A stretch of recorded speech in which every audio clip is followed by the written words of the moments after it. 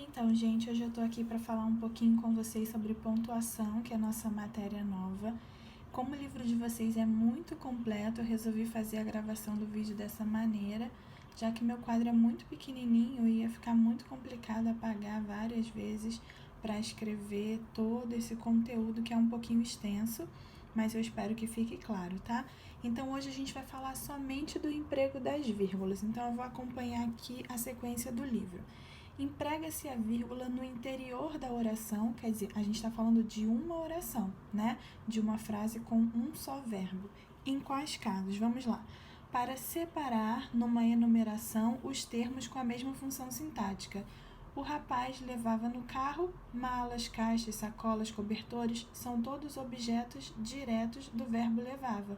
Da mesma forma, se eu fizesse um sujeito composto, eu, Mariana, Ricardo, José, né? Fui separando esses nomes com vírgula porque são sujeitos, então eu estou fazendo uma enumeração, aí tudo bem, nesse caso eu posso separar. Para isolar determinados elementos, que elementos são esses? O aposto que a gente viu ano passado, conheci Roberta, moça simpática e educada. O aposto é separado com vírgula, lembrando que eu poderia também colocar um travessão ou um parênteses para fazer essa separação. O vocativo. Assente-se um instante, senhor Rafael, lembrando que não importa a posição do vocativo, se ele estivesse no início da frase ou no meio da frase, sempre isolado. Significa que se ele mudar de posição, vai ter uma vírgula antes e uma vírgula depois. Toda vez que eu uso termos repetidos, eu separo com vírgula. Adjuntos adverbiais deslocados da posição habitual. A posição habitual desse adjunto adverbial aqui seria no final. Caminhamos em silêncio onde? Na descida até a casa. Como eu coloquei na frente, eu sou obrigada a colocar vírgula, exceto se ele tivesse uma palavra só. Por exemplo, se aqui fosse hoje, como hoje só tem uma palavra, eu não sou obrigada a colocar a vírgula. Quando ele é formado por uma expressão com mais de uma palavra, a vírgula se torna obrigatória. Para separar nomes de lugar em datas e endereços. Muito tranquilo, né? Rio de Janeiro, dia 16 de abril. Então, entre Rio de Janeiro e o numeral que indica a data, vírgula. Para indicar a supressão de um verbo, a gente já falou sobre zeugma lá nas nossas aulas de coesão. Então, vejam só, no anúncio, um convite, não se reprima. Aqui está implícita a palavra havia, o verbo havia. Quando eu retiro o verbo, eu coloco a vírgula para indicar o zeugma, tá? Eu sempre dou um exemplo para vocês que é Daniel comeu banana, ponto e vírgula. Júlia, vírgula, uva. Quer dizer, Júlia comeu uva, mas para não repetir o comeu, eu coloco a vírgula. Para separar palavras ou expressões explicativas, ou seja, isto é, ou melhor, todas essas expressões devem ficar separadas por vírgula. Gente, importante, olha só, não se emprega a vírgula, porque muitas vezes a ausência da vírgula já é um problema, mas empregar a vírgula na posição errada, aí sim é que pode gerar ainda mais dificuldade de compreensão da frase de vocês. Então, olha só, o pai entregou-lhe a encomenda, as chaves e o dinheiro. Como aqui eu tenho um verbo só, eu não posso colocar vírgula aqui. A gente vai ver um caso em que eu posso colocar daqui a pouquinho. Entre o sujeito e o predicado, jamais. Nunca posso separar o sujeito e o predicado com vírgula. Nem quando a gente faz um sujeito de reforço, como por exemplo assim, a entrevista, ela durou muito tempo. Quando eu retomo o sujeito com ela, com ele, eu faço uma pausa e aí as pessoas têm tendência a colocar uma vírgula ali. Não pode, tá? Entre o verbo e seus complementos, olha só, a colocação dos semáforos melhorou o trânsito. O trânsito é o complemento de melhorou. Eu não posso colocar uma vírgula aqui. Gente, nem se eu começasse a frase assim, ó, o trânsito, a colocação dos semáforos melhorou. nem assim. Eu só posso usar a vírgula, se vocês vão se lembrar aí, como a gente viu no ano passado, no caso de objeto direto ou indireto pleonástico, quando a gente coloca uma repetição, né? A gente traz um termo que retome ou que antecipe esse aqui na frente, aí eu posso colocar a vírgula. Mas fora isso, eu não posso separar nem o predicado, nem o objeto direto e nem o objeto indireto. Entre o nome, seja ele um substantivo, adjetivo, pronome ou advérbio, e seus adjuntos adnominais. Olha só, a decisão do síndico não posso separar com vírgula. Aqui também. Esse tipo de erro vocês não cometem. Não posso usar vírgula entre termos ligados por ou por e. Desculpa, por nem, ou e.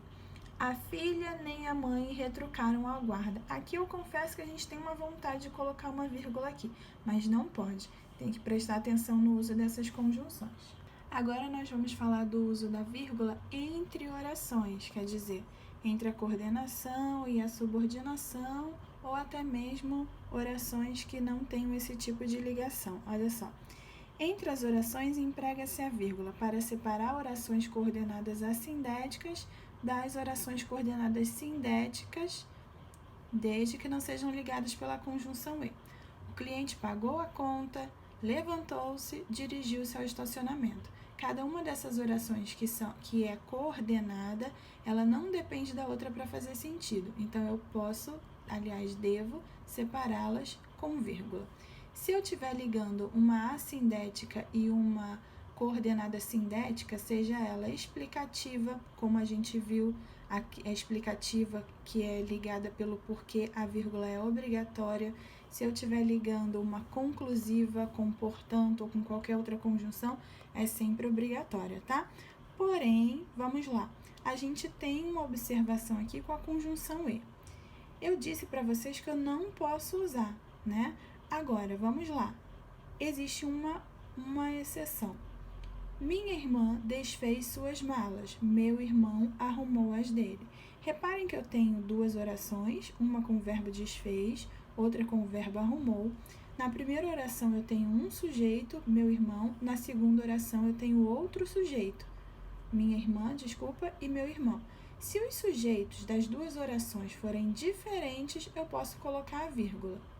Se fosse o mesmo, eu não poderia. Então, se fosse minha irmã desfez suas malas e, se não tivesse esse meu irmão, e arrumou as dele, eu jamais poderia colocar essa vírgula, porque esse verbo arrumou estaria ainda se referindo à minha irmã.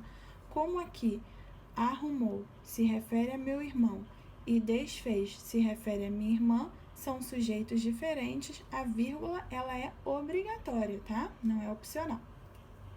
Para separar orações subordinadas adjetivas explicativas. Foi a nossa última matéria. Essa aqui vocês sabem muito bem. Se eu quero explicar o termo anterior, eu coloco vírgula. Se eu quero restringir, eu não coloco vírgula. Para separar orações subordinadas adverbiais, desenvolvidas ou reduzidas, quando vem antes da principal. Então, normalmente, né, quando a gente faz exercício, aparece assim: pôde refazer a vida, como recebeu a indenização, quer dizer, já que recebeu a indenização. Mas se eu trocar, se eu colocar primeiro a subordinada, depois a principal, essa vírgula é obrigatória. Então, ó, caminhando no parque, essa aqui é uma reduzida, de gerúndio. Como ela é reduzida e primeiro veio a subordinada e depois a principal, a vírgula é obrigatória. Aqui a gente tem uma exceção. O emprego da vírgula é opcional quando a subordinada adverbial vem após a principal. Ou seja, se a gente seguir a ordem normal, se eu colocar primeiro a oração principal e depois a oração subordinada adverbial, a vírgula passa a ser opcional, tá? Então, aí vocês vão colocar se vocês acharem que deve. Se vocês repararem que o período já ficou longo demais, aí vocês podem colocar. Para separar orações intercaladas ou interferentes. Que orações são essas? São orações independentes da frase. São orações que muitas vezes o autor coloca no meio para fazer uma observação, uma ressalva ou dar a opinião dele. Então, eu posso separar por vírgulas, do jeito que está essa daqui. Estas informações, disse ele, não são verdadeiras. Entre orações não se emprega vírgula. Vamos lá. Eu não posso empregar vírgula entre a oração principal e a oração subordinada substantiva, seja ela objetiva direta, substantiva, qualquer uma, tá? Completiva nominal, objetiva indireta, não pode vir com vírgula, nunca essa separação por vírgula. Para separar a oração adjetiva restritiva, claro, né? Se a restritiva vai ser justamente diferenciada pela ausência da vírgula, eu não posso colocar a vírgula aqui. Para separar duas orações coordenadas sindéticas ligadas pela conjunção aditiva E, vocês estão vendo que isso aqui é uma pedrinha no sapato, né? A conjunção E. Quando tem o mesmo sujeito, eu já expliquei isso para vocês. O diretor aprovou o projeto e o diretor solicitou, o verbo aprovou está se relacionando ao diretor. O verbo solicitou também está relacionado ao diretor. Então, nesse caso, como é o mesmo sujeito, eu não usei vírgula.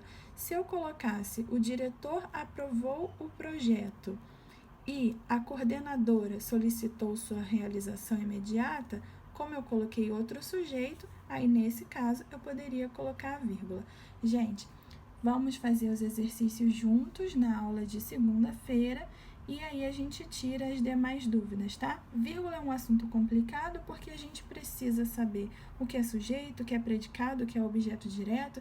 Então, domina bem a pontuação quem domina bem a língua portuguesa no geral, tá? Então, por isso não é um assunto muito fácil. Eu vou até colocar outras videoaulas aí de outros professores se vocês quiserem reforçar essa minha explicação.